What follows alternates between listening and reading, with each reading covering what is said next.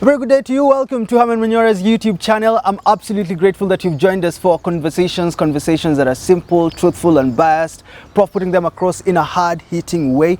I'd like to appreciate everybody that has been supporting us through our M-Pesa number, sending us some little money to continue supporting these conversations that we hope will build this country. These are conversations that so many of you give us a lot of feedback, say we have helped you, opened your eyes, and therefore if you appreciate what we do, you can support us through the M-Pesa number that's on the screen or on the description, or you can just give us a call to say asante and we enjoy it. And if you enjoy this show, you can also share it with as many people as possible so that we reach a massive amount of people to control the narrative that Kenya is too good to go down. Our conversation for today is about Paul Mackenzie, Prof. Things are happening in the country that we have never seen before.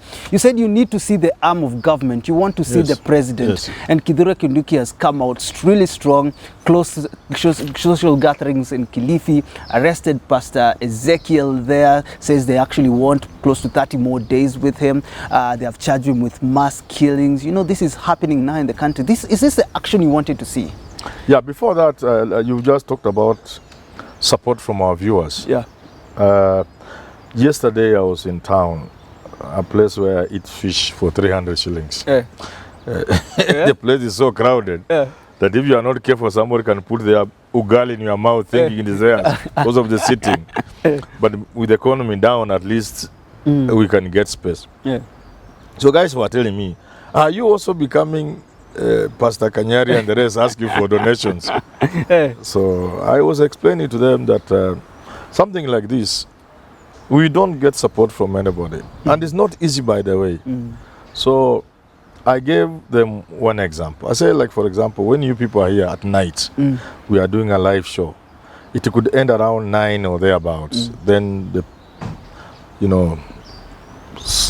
setting the things, the assembling the things, putting things where they belong.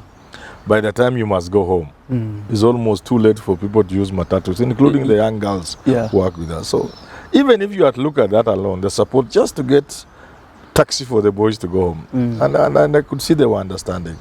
And then somebody else also said something else, and I told them, we do not have enough money to buy serious equipment. So the equipment we buy are these cheap equipment. So you buy a camera, you say 300, 200,000 shillings, 100,000. After 6 months, it's unless you had 10 million to buy a camera, somebody was shocked. I told him, if you want to buy equipment for this work, you need like 50 to 100 million. Almost $1 million. Then the equipment can last you even 10 years, even more. But this ones you are buying, so our viewers, if you don't, we appreciate your support. Continue supporting us, even if it's little money. It goes a long way. Even just helping us buy the batteries. Even memory cards, you know. Yeah, so you are talking about... I was talking about the arm of government. Have you seen it yet? No. I've not seen the arm of government. This, we have been here before. We've been here before. You are arresting someone. Kenya is an episodic, what I call an episodic country. Where something comes as an episode, we all get excited about it, then we move on. Something else comes, another episode. We forget the first one. This is the same. There will be no difference. These guys, you will see them in Nairobi. They will be walking. The courts will give them bail. They will be free. And we will forget. We'll go to another thing. So there's nothing government has done. What I wanted was drastic action. And why drastic action? Because of the horror.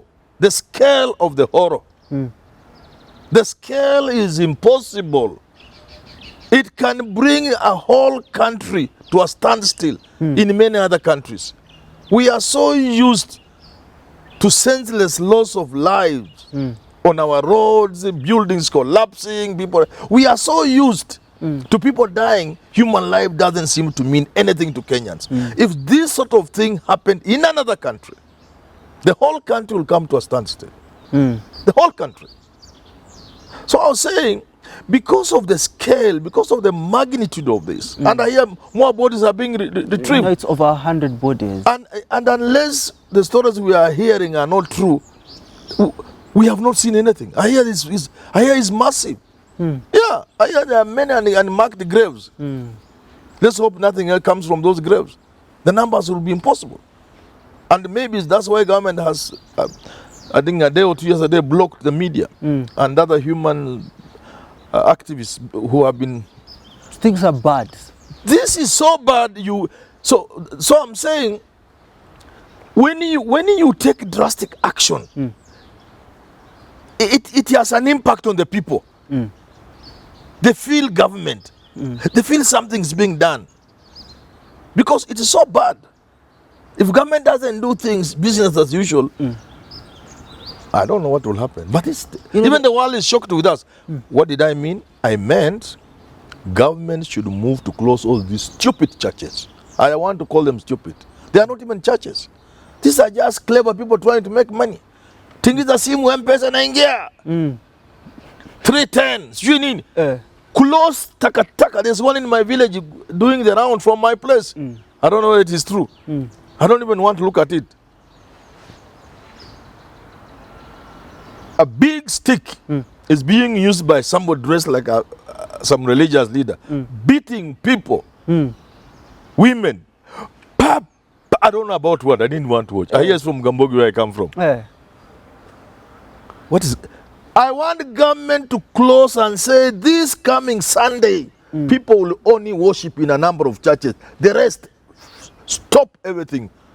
Let us start the process of application afresh. I just want to hear Catholic, SEK, what, PAG, let me put there my PAG. But what about the freedom to gather and worship? What about no, this freedom is being misused. Governments must help the people. That's why governments exist. Government cannot allow you to do as you will. How come if you want to commit suicide, the government will take you to court? Yet the body is yours. Yeah, the body is yours. So government should. If you do things to your children, government can't let you do things to your children. Fail to take them to hospital because you believe in some stupid religion. Fail to take them to school because some stupid pastor has told you don't take them to school. Government will move in. So governments exist to do some things that we may not like. Who should bear the responsibility for those deaths, apart from Paul Mackenzie? Because there are talks that those are mad people. Arrested. So I don't see why we would even be bothered with sick people. These are sick people. These are sick. Let's forget about them. They are sick. These others, I don't know who. Mackenzie. And all this. These are sick people. Let's forget about them. Those ones, to me, most of them are sick. Others are cheap con men. So they are either sick. Come on, you Mackenzie, if I look at him, he's sick. I'm telling you, he's sick. Psychotic somehow. That man is sick. And these others, Ezekiel, these are sick people. Others are con men. Others want just to make cheap money. So who takes the responsibility? I live in a country where I keep saying if I was young, I would have left. How come nobody has taken responsibility? Surely, what kind of country is this? That nobody so far has taken responsibility. Not the police, not the intelligence, not the county government. County governments, not the administration. No, nobody has taken responsibility. Kenyans are being removed from the other like Ngwashe. And nobody in the entire government, nobody has taken responsibility. If people don't... Nobody has been sacked. You know, if people don't want to take responsibility. And that's where I was going. And the Ruto has not sacked even one individual. One. Kenyans, we are on our own. And let me tell you, stuff will happen one day in this country. Those of us who will be alive, we will be asking ourselves, how did we allow a nation to get this bad? That's the scale. I'm just talking of the scale.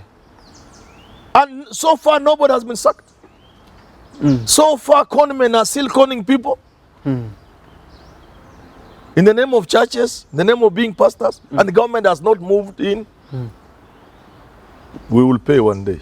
For Pastor Nganga, he says some people have taken this for their own advantage. They have always wanted to destroy our churches. And there are people that if I was government, people that listen if I was government, now somebody like Nganga, my friend, we have no government. So let's admit it. When we got independence, we got it wrong. We never knew what it means to be government. And therefore, the first president never knew what it meant to be president of a country. Yes, they never knew. And then the Cold War came in. And they planted fear in African presidents.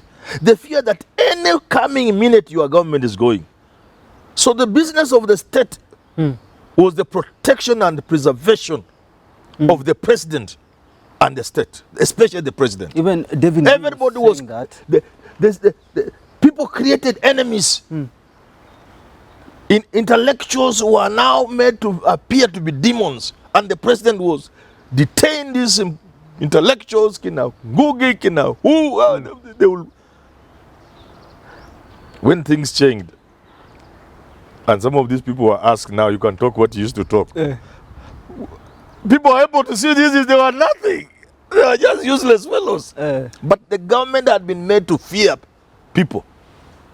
So, from the word go, we have never known what it means to be government. The president has never known what it means to be president.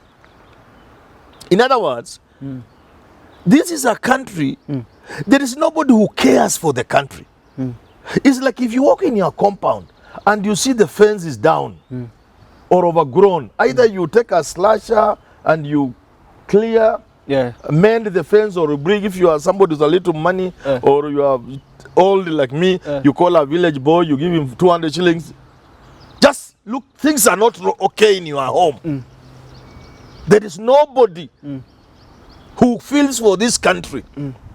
So when rubbish is coming in this country, for example, nobody cares of the things that are coming in the country that are harmful to the people in terms of drugs, medicine, in terms of foodstuffs, whether they are bad or not. I've told you about ripening of mangoes and bananas using chemicals. Just there's nobody who cares for the country. I want to read you. That's where the problem is. I want to read you a quote from Pastor Dorcas, the second lady. Yes. Dorcas Rigathi says, if Paul Mackenzie is a criminal, he should be treated as an individual. Even his family should not be part of his crime. Paul Mackenzie is not the church. In fact, he said he's not a pastor, but he is Mr. Paul. This is the second lady. She's trending because of these words. Is there any fault in what she said? Is that, what am I saying? I'm saying the country has never been in the hands of people who know what it means to lead people. And even they purport to be Christians. The Bible is clear about leadership. Take care of my people. What does it mean to take care of your people? You must have the pulse of the nation. If you are the president, you must feel the pulse of the nation. You must know when the country is going in the wrong direction. When something destructive is happening in the country, you must feel it as the president. And by now we must know what we are calling freedom of religion. It has been misunderstood, misused, abused to a point where we didn't even need to see what we have seen. But now that we have seen what we are seeing, government must move in and take drastic action. Vulnerable people, I have seen pastors, call them pastors, undressing women. Toa hiyo angusha chini. You know, haven't you seen those things? I've seen them. And the government is there. We don't have a government. We have never had a government since independence. So government must take action, take action now. Government must take action. Forget about what this lady is saying. I forgive her. She doesn't know what she's talking about. That scale, that magnitude, that human beings bodies are being plucked from the soil like sweet potatoes. In their tens are now going to hundreds. You cannot address it by saying, we are looking at one individual. I have said, people must take responsibility. People must be sacked. People must lose their jobs. Those who are sleeping. You cannot convince me something of that scale can happen without people knowing. We have been told that we even doubt some of the cases, how they were handled by the police, by even the judiciary. The judiciary, none less than the judiciary, is trying to find out how his cases were handled by the judiciary. Somebody should be finding out how the police handle these cases. And there are eyewitnesses. There's a man who was disturbed.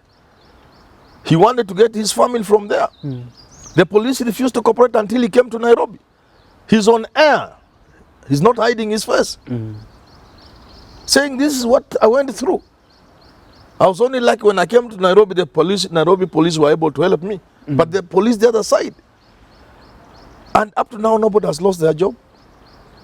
Something must be done. Something must be done now. Thank you for tuning in. Drastic. Something drastic. Yes. Asanteni kwa kutusikiza. Until we do talk again, have yourself a lovely rest of your day.